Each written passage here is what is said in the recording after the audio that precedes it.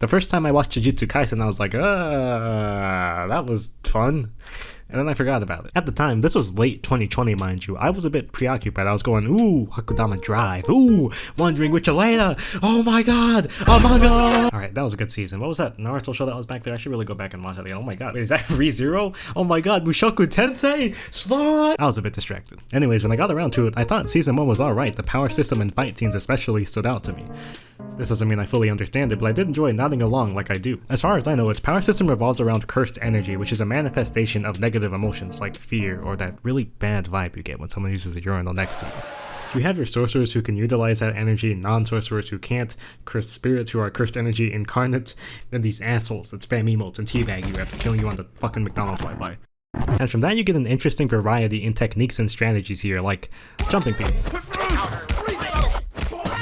But you also have voodoo bullshit, Pokemon trainers, a pyromancer, there's a person with a gun, but again, this is in a world of supernatural abilities, so you can only imagine what crazy shit someone might be able to pull off when infusing that kind of power with a gun. I'm just kidding, they can only generate an extra bullet. It's I mean, it's endearing in a way, you know? And it's a combination of this premise with constant adaptation, improvisation, and really, really good animation that makes these fights such a joy to watch. You have Gojo going undefeated. Never lost! Nobara when she hits the fucking... And Toto, the idol fan. Isn't he sweet? And because of this, there's a decent few fun moments throughout Season 1. Characters talk to each other with this certain naturalistic wit about them, and while it's not always the most realistic conversation, it is fun. More fun than, I don't know, reading. But some decent one-off jokes and cool fight scenes are not enough to sell me. Let's talk about the story. Yuji is this really unusually strong high school student that accidentally, on purpose, eats and subsequently combines with a cursed spirit in a Hail Mary attempt to save his friends from a dicey situation. This backfires, so he's made to join Jujutsu High, where he learns to fight curses and collects the remaining cursed objects to delay his inevitable death. And on paper you should have a pretty solid premise here. You have great fight scenes, fun dialogue, and strong character moments, and yet, when I did reach those moments, I realized something.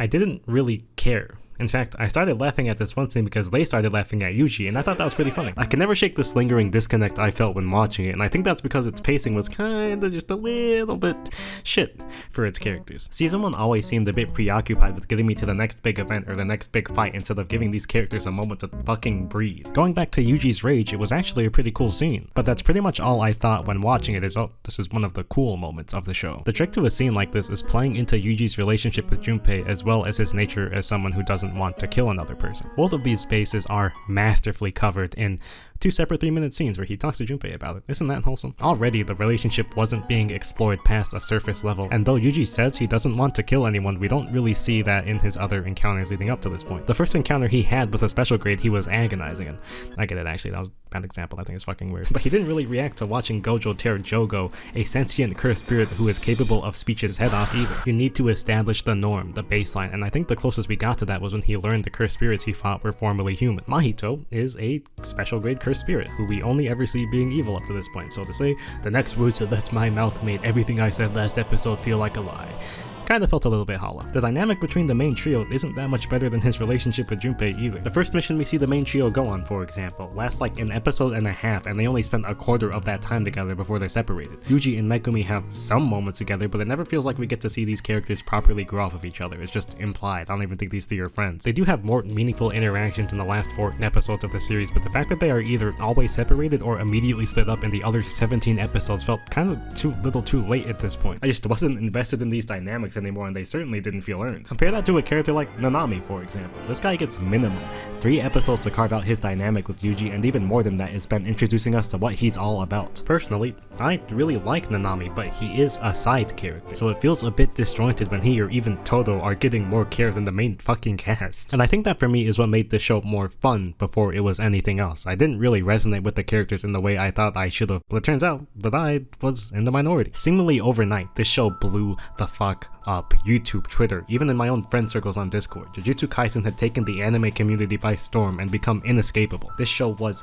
the shit, and I just didn't get why. Why did nobody agree with me? Why is everyone calling this show peak? What did I miss? The show isn't better. These are all questions or statements that, as a more mature person, I would brush off, accept, or properly seek out the answers to. But I'm not. So I devised a plan. Season 2 was set to air summer of this year. Fans had been hyping up this season as the pinnacle of what Jujutsu Kaisen has to offer. So here's what I decided. I was going to watch season 2 and I wasn't going to like it. Then I would tell everyone why it was bad. Then everyone would agree with me and nobody would like the show ever again.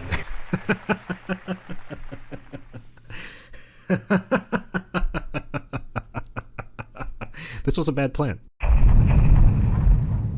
Spoilers ahead!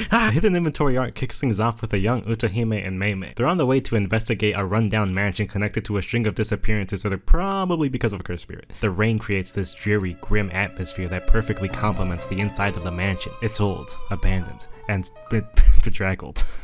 I found that one on Google and I thought it sounded fun. And these shots are beautiful. Some are uncomfortably claustrophobic, as if something is watching. It perfectly reflects Utahime's apprehension, but at the same time, they become equally reassured and grounded as if to showcase Meimei's confidence and expertise. One thing leads to another and they find themselves trapped together in the middle of an endless hallway. But this isn't the time to panic. This is the time to think. This is the cursed spirit's barrier. Items scattered across the hallway disappear and reappear at random distances, meaning its spaces are being patched together at random. So here's the game plan. If they both run in different directions at top speed, the cursed spirit won't be able to patch those spaces together anymore. Did you hear that? Whatever. Thus breaking the barrier and escaping the mansion. The perfect plan. What the fuck is that rumbling? Turns out nothing I just said matters. The real Hidden Inventory arc follows a young Gojo and Geto, tasked with escorting a young girl known as the Star Plasma Vessel back to a tree to become one with God so he doesn't really become God. It's a fairly simple premise and one that I, personally, had already checked out of. By the end of the second episode, nothing was happening, there were no stakes. The maid cliffhanger can eat my dick. Needless to say, I felt vindicated. Better than Chainsaw Man, huh? Best arc in the show, huh? Save the maid? How about you save me from watching any more of this fucking boring ass art? The first 2 episodes of Hidden Inventory spends its time lollygagging. You know what I mean?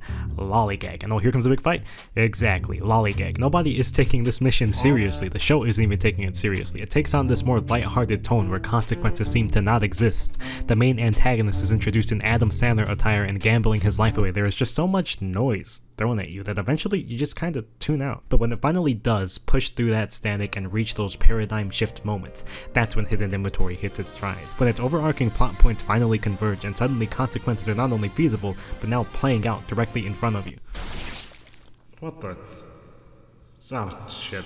It's probably not fatal. This becomes especially prominent in the last 2 episodes when Geto loses and gets his shit kicked in and spit on. Puh. Getting his ass handed to him like that ends up unraveling a dark, deep-rooted resentment he has for monkeys. All monkeys.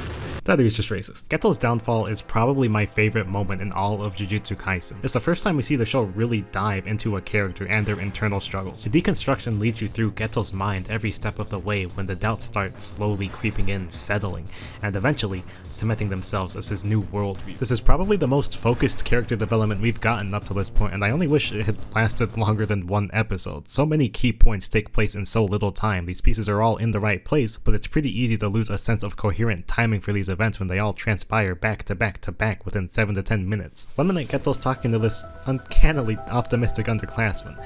Then he leaves and Geto talks to Yuki for about 4 minutes. Jump cut to the next scene, dead. Died off screen because, I don't know, fuck you. You probably didn't even notice this was the same guy the first time you watched it because you blinked. Even still, Hidden Inventory is my favorite arc, and rewatching it, you really come to appreciate Goto and Gejo's Rewatching it, you really do come to appreciate Gojo and Geto's relationship. We don't see anyone else push Gojo to become stronger or challenge his ideals throughout the series. I don't even think there's another character who had his back like Geto did. It was the ultimate bromance. But in the end, all it took was one bad incident to set these two on directly opposing paths, which ultimately led to the Saturday morning cartoon villain we see in Jujutsu Kaisen 0. But this isn't about 0. This is about the huge spoilers. The Shibuya incident is the main focus of Season 2. It directly follows up on Season 1 with Geto's plan to use the prison realm to entrap and neutralize Gojo. And I mean, come on. This is Gojo we're talking about. He's the strongest. He's not just gonna walk into the enemy's trap without a plan and not win somehow. We just watched him get past his loser arc. And yet, I can never get rid of this feeling that something wasn't quite right for some reason. Anyway, as he walks directly into their trap and the fight ensues, you begin to realize that these guys might not be messing around. They can't exactly match Gojo's strength, but it becomes abundantly clear that their plan is possible, tangible, and before you know it, Reality. Turns out Gojo does lose and gets caught like a Pokepal, thus ringing in the prelude to the real Shibuya incident. This is the moment that sets the tone for the season, and it's brought to life by its animators and composers. The name of the game here is Save Gojo, and at first I am right there with these guys. Yep, we gotta get in there and get Gojo out of that cube. It's finally time to see what this cast can really do, but then there's that feeling again. Yeah. Suddenly I don't think this cast is cut out for this anymore. The longer this season drags on, the more disconcerting everything feels. Characters regularly take back-to-back L's. Each plot twist makes the situation more dire than the last, and the cliffhangers, man! Fuck! It is a thrilling, unpredictable, chaotic mess, and that is the fun of it all.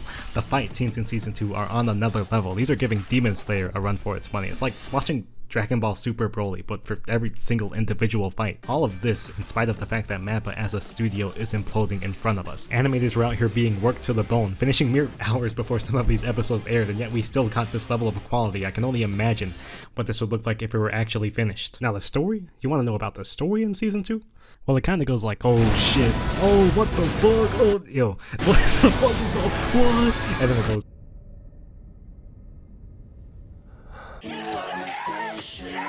the story in Shibuya is a sporadic series of hype moments and shocking developments, and in that sense, it fucking nailed it. The atmosphere here was suffocating as the whole Save Gojo mission became more and more brutal. It didn't pull any punches for any of the characters involved. If you were in Shibuya, and that tension, that not knowing what would happen next, that's what kept Shibuya at its peak. But where the season really fell behind for me was when I realized I had no emotional investment in these characters whatsoever. That's a lie. I had very minuscule amounts of investment.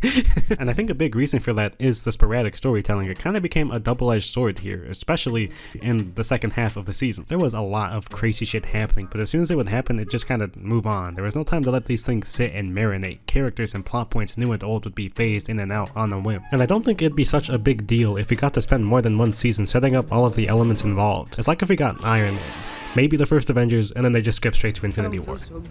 It was an interesting story, but the focus was so heavily on moving it along that the characters kind of just took a back seat to it all. Wow, that is a really funny angle. It's almost like the pacing was a little bit, wait a minute, Nobara. What? It's not low-hanging fruit, alright? This is the easiest example, shut up. So Nobara gets fucking eased, and thus, Nobara is presumed, albeit not officially, killed, dead, dying, gone. So Jujutsu Kaisen decides that this would be a great moment to say, hey guys, flashback time. Remember the flashback from 40 episodes ago? Did you know that Nobara actually had a third friend and that Sayori still thinks about her from time to time? Fuck off. This doesn't even add anything more to her character other than like one person going, hey, did you know Nobara is a good person? Nobara is a main character, it says so right here, look. But you really wouldn't think that based on her relevance in the story. It could have at least played with the idea of these three seeing each other again somewhere across the last 40 episodes. And look, I don't care that she died as a main character, alright? But to kill her off as a plot device for Yuji and to shove her backstory in as an afterthought is a little bit stupid. This is easily the most egregious example, but when I think about character writing in Jujutsu Kaisen, unless your name is Nanami or you're from Hidden Inventory, I think of this. It kind of seems like the story doesn't care. These things aren't fleshed out. Character motivations are one-off lines because you still don't understand the power system yet, so we're going to talk about that instead. On an emotional level, it all feels so shallow. And that's not to say there weren't good moments here. Gojo seeing Geto again after everything that happened in Hidden Inventory made for such a great continuation of their story, until it wasn't. Jogo had one of my favorite character arcs in the series, from the moment he got humbled by Gojo to the moment his strength was acknowledged by Sukuna. I thought the first half of Shibuya was great. I was swept up in every episode and cliffhanger, and it all built up to such a spectacular, albeit devastating climax in Sukuna's awakening. So when he does set up those stakes, that if Jogo lands one hit, Shibuya is gone, unless your name is Megumi. That is when Shibuya reached its boiling point. But Jogo failed and died, so Sukuna went and slaughtered everyone anyway. Granted, they were collateral to his fight with Maharaga. I feel like that's all Shibuya really needed to do here. The stakes were removed and the bad guys won. So when Yuji re-entered the station to fight Mahito again, that's when you saw people starting to ask, what is the point of all this? It all started to feel a bit minuscule by comparison. And I get that it's important for Yuji's character, and Fate Geto's been waiting to monologue his master plan to make the world Fortnite for the last 15 episodes. So when you hit the climax, dismantle your stakes, and reach those turning points, maybe don't go killing off characters to force things forward. You need to build back up to these things, or maybe it did. And it's just on me for not caring enough about these characters in the first place. That's just my opinion. Even still, I liked the Shibuya incident. In fact, it's probably the most fun I've had watching Jujutsu Kaisen. Hidden Inventory is easily my favorite arc, but Season 2 as a whole really is some of the best action you'll find in anime. Each individual episode only raises the bar for itself that much further. When you combine that insane animation with high stakes and high tension, it's no wonder Jujutsu Kaisen got as popular as it did. But to call it peak? I still think it was a bit premature. I don't think this cast had nearly enough development by this point, and there were times where it felt like their motivations were written more out of obligation rather than to drive the story and build a connection with the audience. But maybe I'm wrong, and I've just been watching the entire series subbed with my eyes closed. And I don't speak Japanese. I don't know, let me know. Maybe this was all part of my grand scheme to ensure no one likes Jujutsu Kaisen ever again. Or maybe it wasn't. That was a joke the first time I said it. But for what it's worth, I really did enjoy my time watching it. The show's got a good story, but it'll only be a great story when it finally finds the guts to deepen these fucking characters.